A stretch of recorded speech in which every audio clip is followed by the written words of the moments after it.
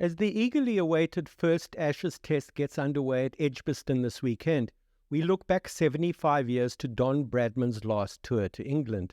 It was 1948 and the Don was approaching 40. This is the story of the Invincibles, one of the greatest teams to ever tour England. Welcome to the Luke Alfred Show. I have 30 years of experience on the front lines of sports journalism, covering some of the biggest games in cricket, rugby, the FIFA World Cup and even the Olympic Games. Come and join me as we learn about some of the greatest sports stories you've never heard. I'm Luke Alfred and welcome to the show. The last Test cricket England and Australia played before the world plunged into the Second World War was a disaster for the Aussies in general and skipper Don Bradman in particular. England batted first in the fifth Test of the 1938 series at the Oval, scoring 903 for 7 declared. Len Hutton scored 364, the left-handed Yorkshireman Maurice Leyland 187, and the elegant Joe Hartstaff Jr. scored one of his 4 Test centuries in compiling 169. Australia chased so much leather they ground their boot studs down by a couple of millimetres. In the field they bickered and sulked like children. England's innings was so large that Australia conceded a cheeky half-century of extras. Left-arm spinner and googly bowler Leslie O'Brien Fleetwood Smith's figures were from the realms of a comedy skit or a Christmas pantomime. 87 overs, 11 maidens, 1 for 298. That's what the current South African Test side scores in a better-than-average innings. Otherwise known as Chuck, at least Fleetwood Smith had the minor consolation of getting Wally Hammond out. Then again, those kinds of figures aren't going to impress even the most impressionable grandchildren. They know a caning when they see it. The Oval Test was the last of Fleetwood Smith's 10 for Australia. After that, Chuck was chucked unceremoniously under the proverbial bus, never to be seen or heard of again. Chasing leather meant being in the field until after lunch of the 4th day. One day, a Sunday, was lost to rest and worship, and 7 Aussie bowlers turned over their arms. The 2 occasional bowlers were Lindsay Hassett and Bradman himself. The little Don bowled 2.2 overs before twisting his ankle so badly that he was carted off to hospital for an X-ray for a suspected fracture. The injury was bad enough that Bradman didn't bat in the Australian first innings of 201. Neither did he bat in the Australian follow-on innings of 123, as England won the Test, so drawing the series, by an innings and 579 runs. A year later, and the world was plunged into war, and cannon fodder took on an entirely different meaning. 10 years elapsed between the Australians' innings defeat in the 5th Test at the Oval and their first post-war return in 1948, and if Australian wounds weren't still raw, their memories of Chuck's 1 for 298 were pretty much intact. Bradman was a smart man. He slipped these carbon-backed memories into the filing system of his mind. Like an elephant, he didn't forget. As it happens, the Aussies didn't lose the 1938 series. They were the holders of the Ashes going into it, and although the first 2 Tests in 1938 were drawn and the third was abandoned without a ball being bowled, they won the 4th. It was enough to retain the Ashes, but Bradman bristled at what had happened in the 5th Test at the Oval. No one likes losing by an innings and 579 runs. It's a difficult one to hide on your resume, and it's the kind of thing wise-ass strangers standing in the bank queue on a Tuesday morning have a nasty habit of reminding you about. Hey Don, tell us about those 2 overs, bud. There was an additional complication. Because the war came along, the memory of the Test became strangely distended because no scalding victories came after it. The smell of innings defeat lingered down through the years like something whiffy on the sole of your shoe. Given the humiliation of 1938, Bradman wanted to take Australia to England in 1948, but he was approaching 40 and wondered whether his body was up to it. He was plagued by ill health. His dental problems were legendary. He developed a heart flutter. There were bouts of post-war gastroenteritis, and he suffered from a dicky shoulder. He had aches, sprains, and tears that would have put your average fast bowler to shame. And he was not a happy traveller, so that needed to be borne in mind too. He was not at his best in the air, neither was he at his best at sea, suffering from epic bouts of seasickness. The voyage from Fremantle in Western Australia to Tilbury on the Thames would take about 3.5 weeks. Where was he best? In his rocking chair back home in the Adelaide suburb of Kensington Park, playing the piano, stroking the cat, working on his golf game at which he was good and rapidly improving. There was fretting and hand-wringing and discussions with Jessie, his always supportive wife. Could he really afford to leave his fledgling stockbroking business behind? And what of the couple's daughter, who was cerebrally challenged? Could Bradman afford to take the risk of being away from home for so long? Bradman's champion hypochondria aside, the unfinished business from the Oval Test of 1938 meant that he really had no alternative but to go 10 years later. After announcing his retirement from home tests after the series against India the previous Australian summer, it became clear he would captain the team to England. With the same dogged attention to detail with which he went about scoring runs, Bradman started to prepare for the tour. All protocols must be observed off the field, but there was to be no mercy on it. No matter against whom they played, the 1948 Australians would grind their opposition down to such an extent that by the time the test came round, England would be on the psychological defensive. Yet this is too pat a formulation, because while Bradman himself was intent on revenge, he was intent on revenge within the context of being a changed man. In a word, he had mellowed. Charles Williams, his biographer, writes admiringly that in the immediate post-war years, Bradman's, quote, Trilby hat was worn at a jauntier angle. During his final home series against India, Bradman even found time to visit the Indian dressing room after the day's play and diplomatically suggest to the Indians where they'd gone wrong and how they might improve. Bradman's features had softened, writes Williams, and although some of the maladies and ailments remained, he was generally a more relaxed and content figure post-war than he'd been before it. He needed all the social aplomb he could muster after docking at Tilbury on the liner Strathhead on April 15, 1948, because the Australians were fated as imperial heroes and immediately swamped. They were inundated with social engagement, appearances and speaking requests, and pressed and harried like celebrities. They were even entertained by the King and Queen at their castle in Balmoral, where Bradman was asked his opinion on matters of the day. To everyone's puzzlement, the King wore a kilt. It must have been tempting not to laugh. There were no such social or sartorial lapses from the boy from Bowral. To some extent, Bradman had planned for the fact that his men would be fated as part of the post-war gathering of empire. The team had signed 5,000 autographs each on the voyage from Western Australia, but these were quickly frittered away. Autograph signing on board ship has given rise to one of the tour's more amusing anecdotes. Ernie Toshak, the late developing left-arm seam bowler, apparently tired of signing the sheets Bradman had prescribed, and handed signing duties over to a friend. Spelling was not the friend's strong suit, however, and many of Toshak's signatures ended up being spelled Toshak without the C, in other words. I wonder what those signatures are now worth. Along with practice, there were to be 10 days of hectic social engagements, including an appearance before the Cricket Writers' Club and a night out in the West End to see Annie Get Your Gun, before the traditional tour opener against Worcestershire at Worcester. England in 1948 was still covered in the gloom and coal dust of post-war austerity.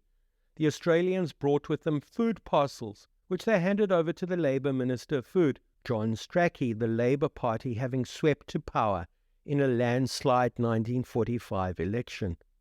It was impressed upon the colonial guest that because England was still in the midst of post-war rationing, Bradman and his cricketers would have to follow suit. portion sizes would be small. There was to be nothing decadent or excessive. Come dinner time, it was to be sackcloth and ashes rather than caviar, champagne, and swinging from the chandeliers. There were, however, runs aplenty.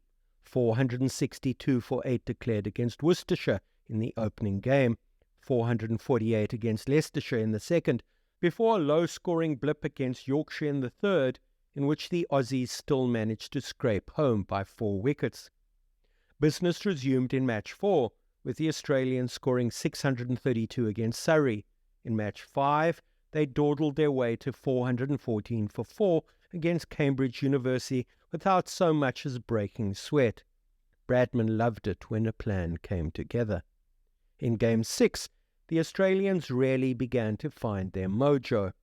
Against Essex at Southend in the middle of May, Essex bowled them out in a day, except for the fact that Bradman's men scored 721.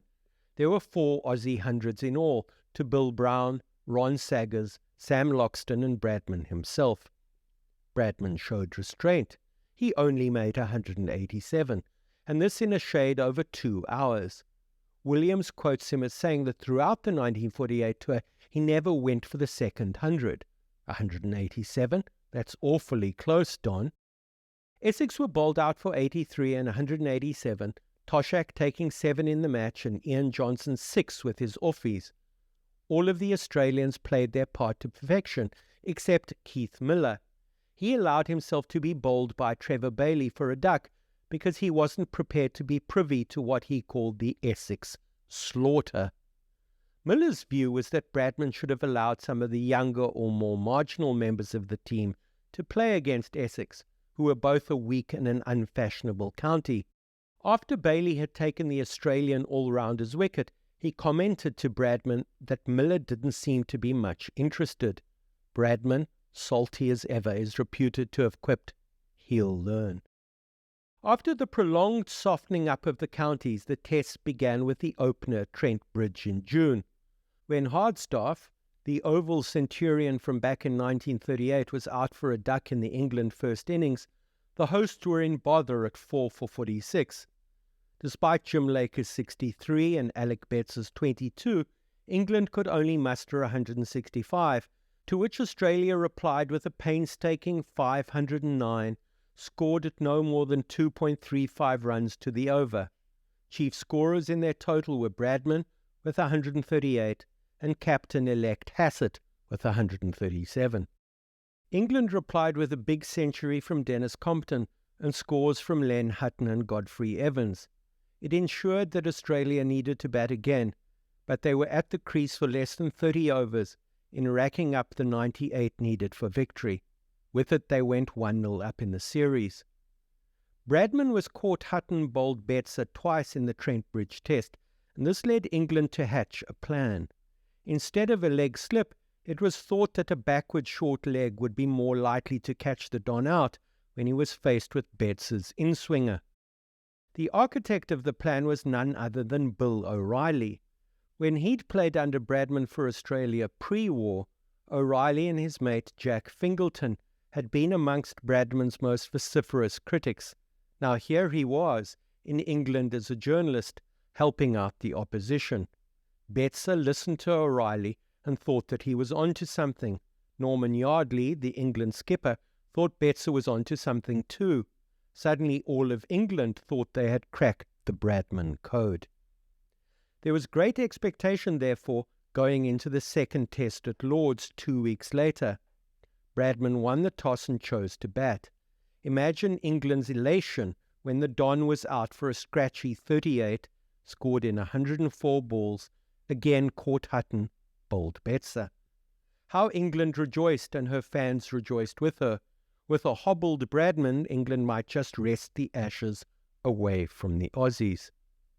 Despite Bradman going for 38, Australia mustered 350, a handy score given that at one stage they were 225 for 6. Down the order, wicketkeeper Talon scored 53 to be 9th out as the tail wagged. For England, Betts took 4 for 100 in 43 overs with 14 maidens. He didn't bowl a wide or no ball. Years later, on tour of Australia, his skipper, Hutton, told him that he was too convivial with the opposition. Betts is said to have replied that he liked Australians and judged that it didn't hamper his performance. Hutton dropped him all the same. In reply to the Australians' 350, England could only scrimp and scrape to 215. Bill Edrich took 70 minutes to score 5. Only Compton passed 50. It got worse because Australia sailed clear away from them in their second innings. Sid Barnes and Arthur Morris, the Aussie openers, put on 122 for the opening wicket, and Barnes and Bradman put on a partnership of 174 for the second. Betzer again accounted for Bradman, the fourth time in 4 innings, but by that time Bradman had already made 89 and the damage had been done. Australia declared on 470 for 7, Barnes top scoring with 141. Bradman was the workhorse Betz's only wicket. England needed 596 to prevent Australia from going 2-0 up in the series. They didn't get close, being bowled out for 186. Wickets fell with the frequency of trains leaving Euston Station. Toshak, the man who had given over his autograph signing duties to a serial misspeller, taking 5 for 40. Bowling left arm over at decent pace, he was one of the best-loved members of the side. His swarthy good looks earned him the nickname the film star. He and Miller were loved by the ladies. England did far better in the third test at Old Trafford. They batted first and rallied around Compton's 145 not out to post a more than handy 3-6-3. Their good start got even better when Betzer and Dick Pollard shared 7 Aussie first innings wickets between them. Pollard accounted for Bradman, leg before for 7, to have the tourists all out for 221, an England lead of 142. After skittling out the visitors, England spent the rest of Saturday extending their lead. Thanks to Cyril Washbrook's 85 not out, they declared at close of play on 174 for 3, meaning Australia needed 317 runs to take an unassailable 3-0 lead in the series. The following day was a Sunday, so no play was possible. No play was possible on the Monday either, this time to rain and bad weather. Expectation ran high at the beginning of the final day's play on the Tuesday. The start was delayed due to the Manchester rain. The umpires walked out, inspected, rubbed their hands together, and walked back in. Finally, just after lunch, it was deemed light enough to start the final day's play. The little action there was happened early. With the Australian total on 10, opener Ian Johnson went for 6, a chink of light for England. Would they be able to wedge their foot firmly in the door? Next in was Bradman. He joined Morris, the scorer of Australia's only first innings 50. Slowly, deliberately, the door was closed. Australia lost only 1 wicket in the day, facing 61 overs in scoring 92 for 1. Betzer bowled 19 overs for 27 runs. Williams, Bradman's biographer, puts it best, quote, "It was perhaps the least typical and the most important of all Bradman's test innings. He was playing as captain of Australia rather than Bradman. In his last 42 minutes he scored only 2 runs, almost unheard of in his entire career. Only 1 ball from Betzer got past his bat. It was a model of defensive batting on a wet wicket. He had saved the game." If Old Trafford was an unlucky ground for Bradman, Headingley and Leeds, the venue for the 4th test, was generally a lucky one. England batted first, bringing their good batting form with them from Manchester to post 4-9-6. Australia replied with 4-5-8, a young left-hander called Neil Harvey scoring his first test century against England. The 4th day was England's, however. Some thought Yardley might declare late on the 4th afternoon for a dart at the Aussie openers, but he kept on batting. Neither did he declare overnight. Williams thinks he batted on because he wanted the use of the heavy roller, to which he wouldn't have been entitled had he declared overnight. Whatever the reason, and surely Yardley batted on because he wanted to ensure that England couldn't lose, many felt he batted on for too long. Maybe he was anxious about his spin bowling options. The day was sunny and the pitch excellent for batting. He had reason to be circumspect. Bradman records in his diary that when he arrived at the crease half an hour before lunch after Hassett's dismissal, his thoughts were unclear. He wanted to win, yes, but he didn't want to win badly enough to expose the team to the threat of losing. If he didn't want to win badly enough to expose his team to the threat of losing, he clearly didn't want to win badly enough. So what was it to be? Bradman's unease suggests Yardley might have found a sweet spot in batting on and pitching England's declaration as he did. Then again, Yardley might not have been quite as commanding as he at first appeared. While Bradman was busy being unclear, a strange state of affairs for someone usually so lucid, Yardley brought on Hutton to bowl, a part-time spinner at best. It was not a strategic masterstroke. In a nice example of pre-lunch whetting of their appetite, Bradman and Morris put on 62 runs in the half hour before lunch. After lunch they tucked in again, having a sort of post-lunch banquet. Perhaps it was a pre-tea snack. As the afternoon progressed, they helped themselves, a veritable feeding frenzy. Or should that be a run fest? Or should that be a run feast? Who knows? The England total soon hove into view, but Braddles, as he was sometimes known, was cramping. The Williams book tells us that Morris was asked to take more than his fair share of the bowling. They had already helped themselves. What more was there to do? There would soon be no more runs on offer. The statistics of Australia's chase, on a tour during which records tumbled, are compelling. Morris and Bradman put on 301 runs for the second wicket, Morris feasting to the tune of 182, Bradman quaffing 173 of them. In the end, Australia won by 7 wickets with 15 minutes to spare. England's part-timers, Hutton and Compton, went for 112 runs in 19 combined overs. Yardley appeared to have misjudged.